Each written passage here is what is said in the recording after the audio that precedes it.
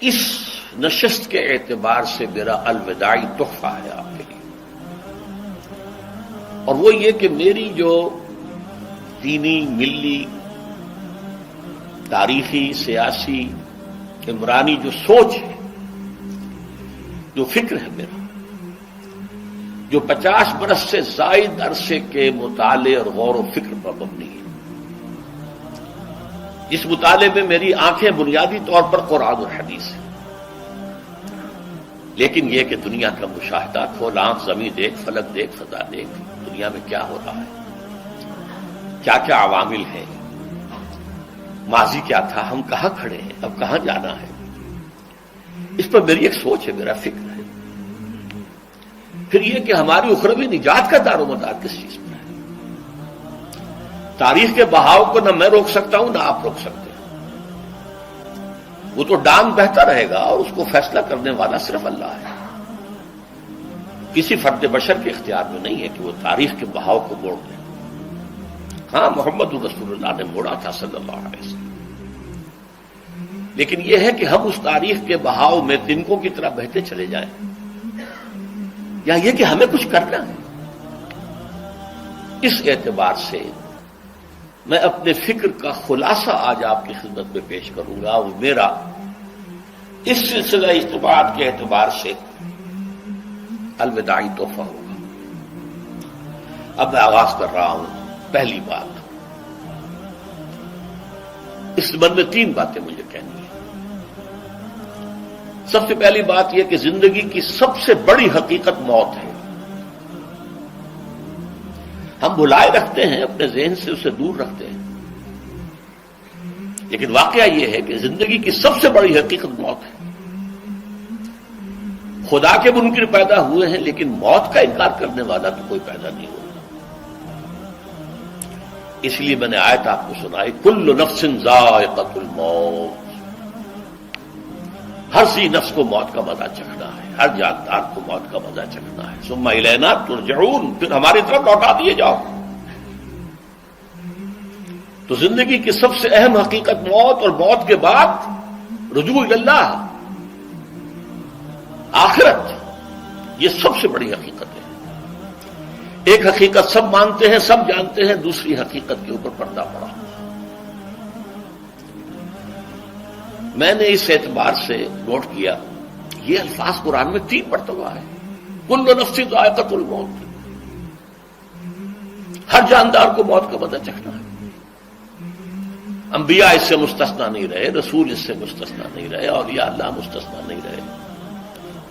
وقتی طور پر استثناء حضرت عیسیٰ کا ہے کہ ابھی وہ زندہ ہے، لیکن عیسیٰ یاتی علیہ الموت، حضور نے فرمایا عیسیٰ پر بھی موت آئے گی، جب دوبارہ آئیں گے، زمین پر اتریں گے، پھر اس کے بعد ان پر موت وارد ہوگی، ان کی نماز جنازہ پڑھی جائے گی، انہیں دفن کیا جائے گا حضور کے پہلو میں، شادی بھی کریں گے، اولاد بھی ہوگی۔ باقی تو یہ ہے کہ کل نفس ذائقۃ الموت، سب کو موت کا مزہ چکھنا ہے۔ عیسیٰ بھی بالآخر اس سے مستثنا نہیں رہیں گے، بلکہ قرآن میں ایک جگہ کہا گیا ہے أَفَإِن مِتَّ فَهُمُ الْخَالِدُونَ، کیا ہے نبی، اگر آپ کا انتقال ہو گیا تو یہ کیا ہمیشہ رہیں گے؟ کون ہے دنیا میں جو ہمیشہ رہے؟ انتقال تو ہونا، آپ کا بھی ہونا ہے۔ إِنَّكَ مَيِّتٌ وَإِنَّهُمْ لَمَيِّتُونَ، یہ تو مختصر ترین الفاظ تھے۔ اس سے آگے بڑھیے، سورہ انبیاء میں فرمایا کل نفس ذائقۃ الموت وَنَبْلُوكُمْ بِالشَّرِّ وَالْخَيْرِ فِتْنَةً وَإِلَيْنَا تُرْجَعُونَ، ہر جاندار کو موت کا مزہ چکھنا ہے، اور اس سے پہلے پہلے ہم تمہیں آزماتے رہیں گے، خیر کے ذریعے بھی، بھلائی دے کر، صحت دے کر، دولت دے کر، اولاد دے کر، شہرت دے کر، اور برائی کے ذریعے سے بھی، تنگ دستی دے کر، بے عزتی دے کر، اہانت دے کر، ذلت دے کر، وَإِلَيْنَا تُرْجَعُونَ، اور پھر ہماری طرف لوٹائے جاؤ گے۔ یہ وہ دوسری حقیقت جو میں نے کہا کہ جس پر پردہ پڑا ہوا ہے، بہت بڑا پردہ ہے۔ لوگ یہی سمجھتے ہیں کہ یہی دنیا کی زندگی ہے۔ قرآن کہتا ہے إِنَّ الدَّارَ الْآخِرَةَ لَهِيَ الْحَيَوَانُ لَوْ كَانُوا يَعْلَمُونَ، یہ تو آخرت والی زندگی ہے جو اصل زندگی ہے، کاش کہ انہیں معلوم ہوتا۔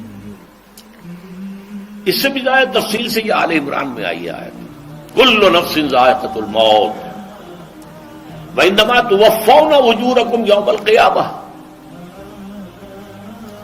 ہر جاندار کو موت کا مزہ چکھنا ہے اور پھر تمہیں پورا پورا تمہارا اجر اور بدلہ دے دیا جائے گا قیامت کے دن۔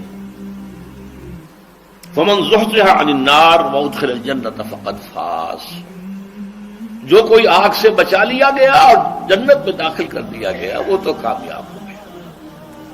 اللہم ربنا اجعلنا منہم، اللہم ربنا اجعلنا منہم، اللہم ربنا اجعلنا منہم۔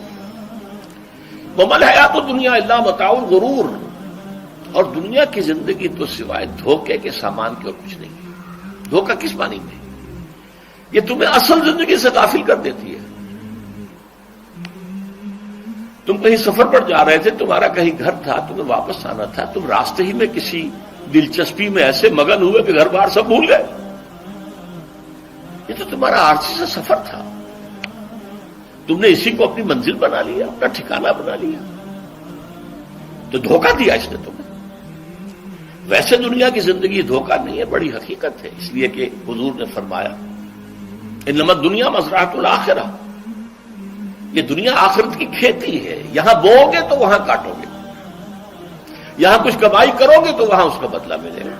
اس اعتبار سے دنیا بہت بڑی حقیقت ہے، ایک ایک لمحہ بہت بڑی قیمتی شے ہے، لیکن اگر یہ دنیا تمہیں آخرت سے غافل کر دے تو اس سے بڑا دھوکے باز اور کوئی نہیں۔ یہ اصل دجال ہے۔ میں نے تقریباً 60 برس کی عمر کو جب میں پہنچا تھا تو موت کا انتظار شروع کر دیا تھا۔ میرے قریبی احباب کو معلوم ہے، میں کہتا رہا، یہ بھی کہتا رہا کہ بھائی میں اپنے حصے کا کام کر چکا، جتنی صلاحیت اللہ نے دی تھی، جتنی بھی میرے اندر استعداد تھی، میں اس کو بھرپور طریقے پر استعمال کر چکا۔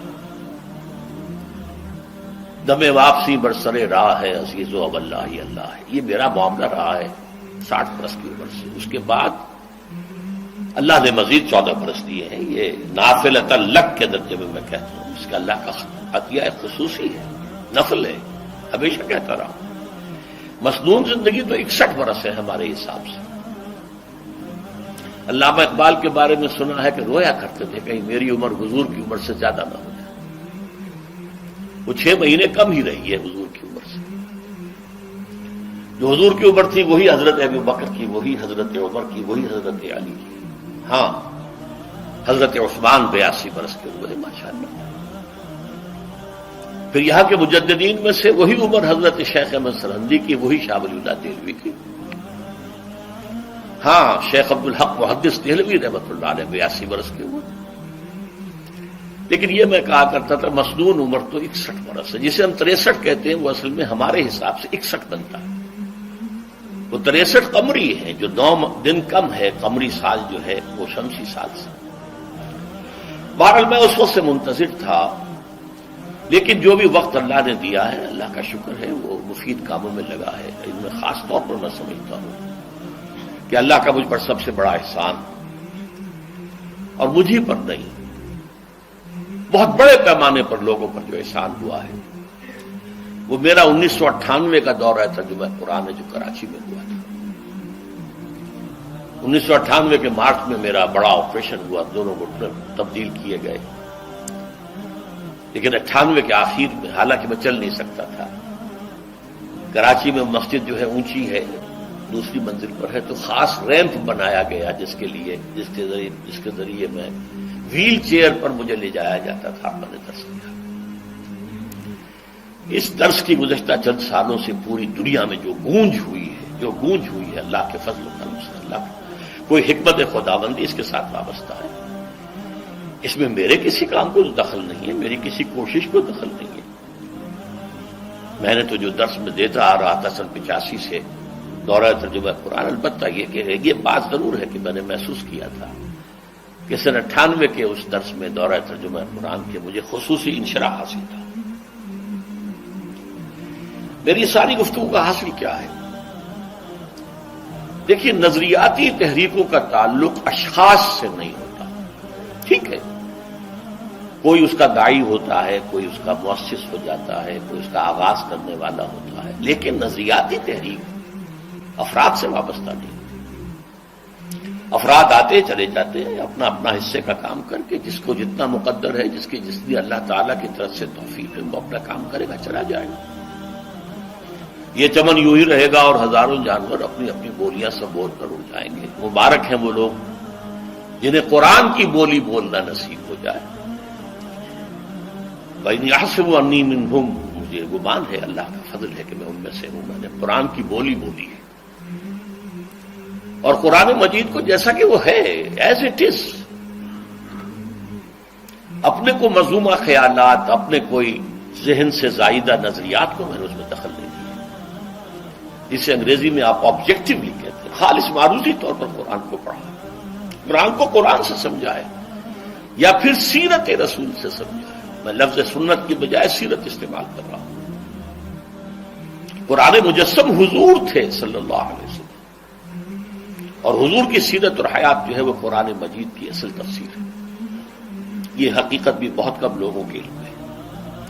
وہ احادیث کا نام تو لیتے ہیں، احادیث بھی ہے، سیرت بھی تو احادیث ہی سے ہمیں ملتی ہے، لیکن میں خاص طور پر سنت یا حدیث کی بجائے سیرت کا لفظ استعمال قرآن کی دو سورسز ہیں، قرآن خود اور سیرت رسول صلی اللہ علیہ وسلم۔ دین کی بات پھیلانا صدقہ جاریہ ہے، ثواب کی نیت سے ویڈیو کو شیئر ضرور کیجیے۔ جزاک اللہ۔